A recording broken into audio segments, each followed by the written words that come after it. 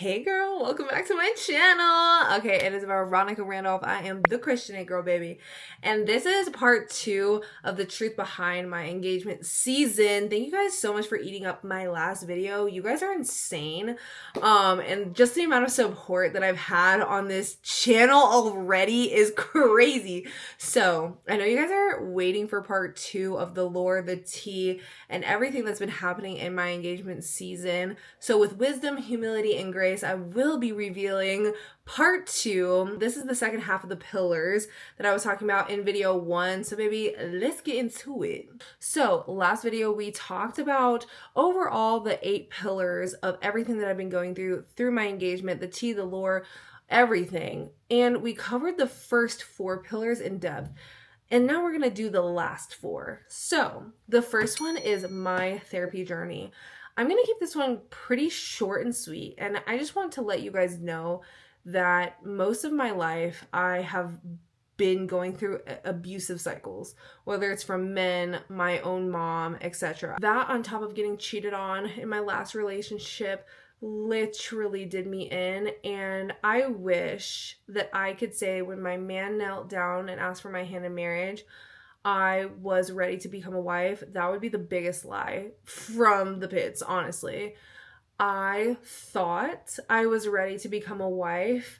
I was absolutely not ready. I had to go to therapy basically immediately after we got engaged because he could see I was unhealthy and I could see that I was extremely unhealthy. My whole life I pictured becoming a wife, the wedding, everything that was perfect. It was idolization, and that crept in. When I put this ring on, I looked internally and I said, if I continue on lying to myself and I don't get help, I will be the cause of maybe a future divorce.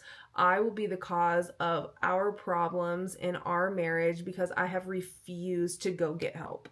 So we got engaged in March, and in April I started to go to therapy. I went April to June, took a break in July, and went back September, and I'm currently in therapy. It is the best thing I've ever decided to do for my mental health and my mental sanity.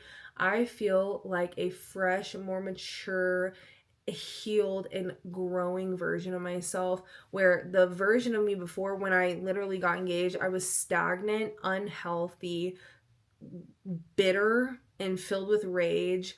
I was stuck. I was literally stuck in my own cycles of toxicity and just sin of bitterness and rage and unforgiveness. I think that every person, whether you are a woman or man, should go to therapy before you get married, because even if you don't have anything major to talk about, I think that you are going to look in the mirror before you get married, and you are looking to walk through your life story and where you're going to be going on into the future with your future spouse. I think that therapy is so good to reflect, if nothing else, just to reflect on the past and to see how you can grow and how you can be healthier moving forward. Pillar 6 is coping in unhealthy ways. Oh my gosh, here we go. I just want to talk to you guys all about how I coped in unhealthy ways before I got engaged and after I got engaged. So before I got engaged, the reason why I wanted to start going to therapy was one of the things that I was doing was reacting in so much anger towards my fiance. And of course, like, nobody wants to admit this out loud, but I pray to God that if I admit this out to you guys can maybe do some introspective work or just prepare for the future. Because of the way that I have been treated in my past, I became so rageful and resentful and bitter in general. And I would take that out on my fiance when we would get into arguments. One of the things that I would do is stonewall. I would stonewall him. I didn't even know that this was like a real term until recently, but I would stiff arm him. Like, if he would like press, against me in like conflict, not physically, but like verbally, I would just shut down. I would not talk to him. Sometimes I would hang up on him. Bruh. And things like that. I would walk away from him. If we were like in person, we were having a conflict, I'd be like, whatever. And I'd just walk away. Behaviors like that are so unhealthy. And I pray again that by my confession in this, you guys would see maybe in your own conflicts in your own life, whether it's romantic, platonic, whatever, that there are so many unhealthy ways that we learn to cope or have defense mechanisms up when going into other relationships because of the past. I would use these tactics against my fiance because, number one, it was what I knew at the time. It was all that I knew at the time because, number one, that was modeled for me from my parents who had a horrible toxic marriage. And I also learned to defend myself above all others because of the ways that I've been betrayed in the past. All that I cared about is being correct, being right, having the upper hand in conflict, or, you know, whenever times got heated between me and my fiance, because I had to protect myself. For so long, I have been in self-preservation mode because I had to survive every single toxic situation, every single toxic relationship that I've been in the past. And I brought this in, I dragged all of these horrible toxic defense mechanisms, girl, I can't even speak, mechanisms, and just coping all the way around into my engagement. I also want to talk about just sexual purity too. That is something that I absolutely dragged into our relationship. And like I was telling you guys, I healed from so much. I healed from so much during the time of being in isolation with the Lord. But yet and still, my flesh I hadn't tamed. My flesh I still hadn't fully submitted to Christ. And I brought that into our relationship from the very beginning. I tried so hard to walk in alignment with the Lord, but then also I had years and years of sexual impurity that I was also bringing in, that I didn't fully heal, and that I also didn't fully understand how to balance sexual desire with holiness. If you guys would like, I would love to make like a longer YouTube video about that. Oh my gosh, you guys, I have so much information to share with you guys that I've been waiting for so long. But I brought in so much sexual impurity and unforgiveness, unrepentance, vulgarity, perversion, stonewalling, toxic. I brought so much in, and I thought to myself, oh, I'm healthier because I've spent time with God in isolation. Yeah. I try when you try your best, but you don't succeed. That's me. Pillar number 7 is the pressure behind being a Christian influencer. If you guys remember, I got engaged pretty shortly after Emmy Brookins. When I tell you guys the amount of pressure that I had put on myself unknowingly, like first of all, Emmy Brookins, tea, everything's tea. I think that I, for so long, compared myself to her, but also just in general, like everybody on social media, weddings, engagements, all of that.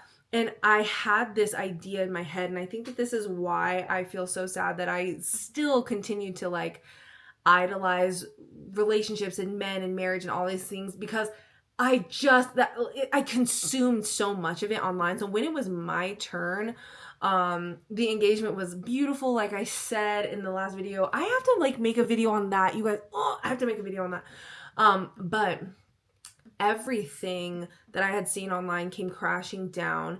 And when it came time to start planning for the wedding, first of all, planning a wedding is so insane. Like, you are on decision fatigue. You are on overdrive. I felt like I saw everyone get engaged and on social media. I saw everybody having their cute parties, the cute dresses, the photo shoots, the outfits, everything. That's what I equated to an engagement.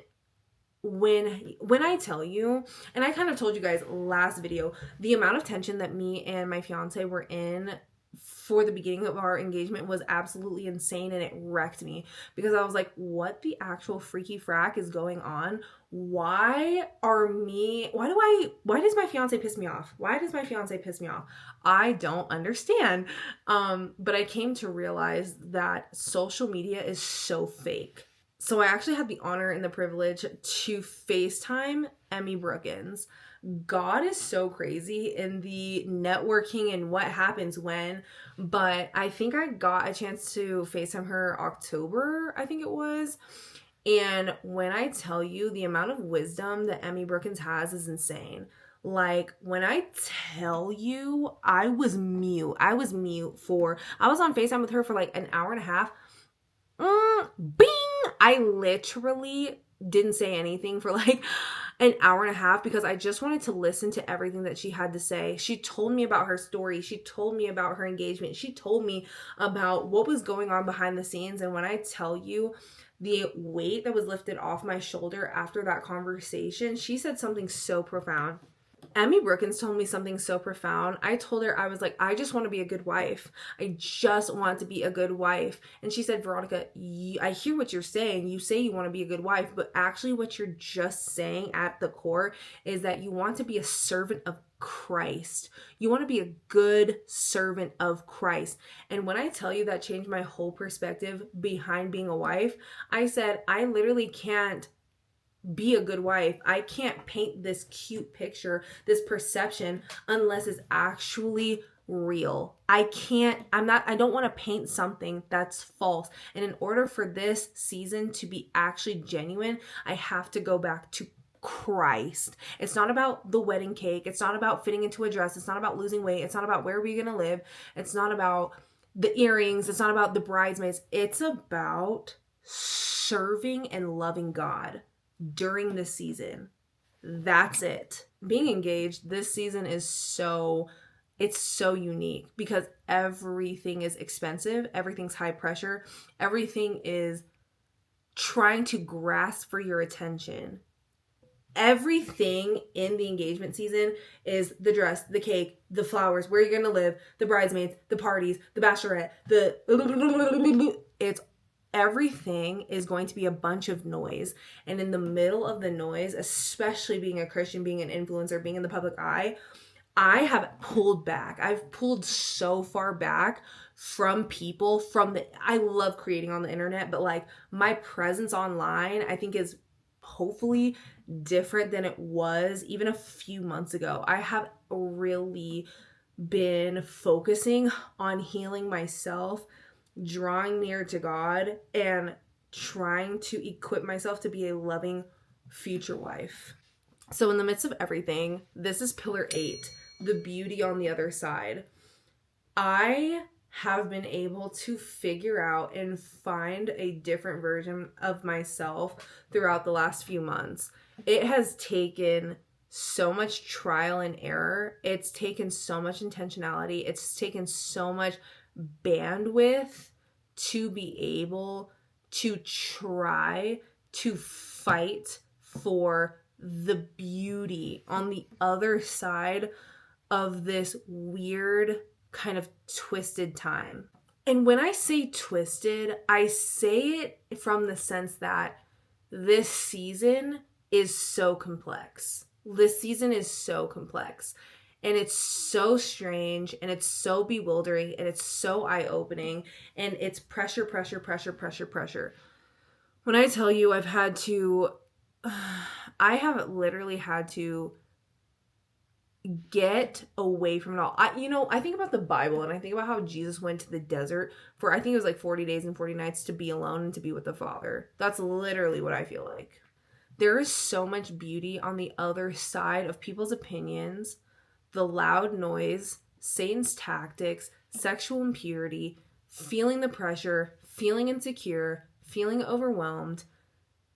In the midst of that, the only one that can bring you any type of peace is Jesus Christ.